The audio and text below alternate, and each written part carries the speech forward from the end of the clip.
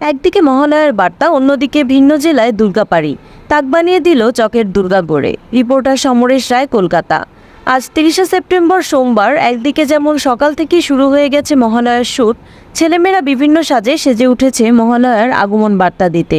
আর মাঝে একটা দিন বাদে বেজে উঠবে কাশফুলের গন্ধে আকাশে বাতাসে দেবীর আগমন, মহালয়ার গান। যখন ক্লাব উদ্যোক্তারা প্রতিমা নিতে ব্যস্ত, প্রতিমা শিল্পীরাও ব্যস্ত। আরেকজন শিল্পী সেই মুহূর্তে চক পেন্সিলের দুর্গা বানিয়ে তাক বানিয়ে দিল সফল উদ্যোক্তাদের। একদম চিত্রশিল্পী হয়ে এই ধরনের একটা দুর্গা তৈরি করে মানুষের মন জয় করে নিল। সত্যি শিল্পীরা কি না পারে।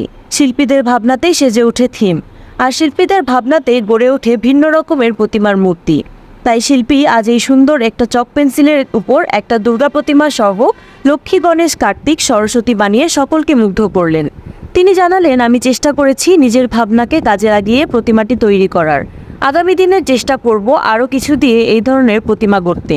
এই প্রতিমা দেখতে ভিড় জমে যায়। সকাল থেকেই জমে উঠেছে একদিকে যেমন কুমারটুলি পাড়া, অন্যদিকে বিভিন্ন মঞ্চ যেখানে মহালয়ার বার্তা দিতে ছেলেমেয়েরা শ্যুট করছেন। অন্যদিকে সকাল থেকেই পাড়ি দিচ্ছে ভিন্ন ভিন্ন জেলায় দেবী দুর্গা ও তার ছেলে মেয়ে। মাঝে মাঝে আকাশে মেঘ করে আসলেও পুজো উদ্যোক্তারা তাড়াতাড়ি দেবীকে তাদের প্যান্ডেলে নিয়ে যাওয়ার চেষ্টা করছেন। সুন্দরবন, বারাসত, হাওড়া, সল্টলেক, ব্যারাকপুর বিভিন্ন স্থানের ক্লাবগুলি প্রতিমা নিতে কুমারটুলিতে ভিড় জমিয়েছেন। তার সাথে সাথে মৃৎশিল্পীরা প্রতিমার কাজ শেষ করতে ব্যস্ত।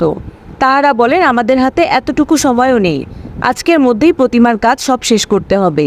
একে ক্লাবের উদ্যোক্তারা প্রতিমা নিতে চলে এসেছেন, কারণ মেঘের অবস্থাও ভালো নয়।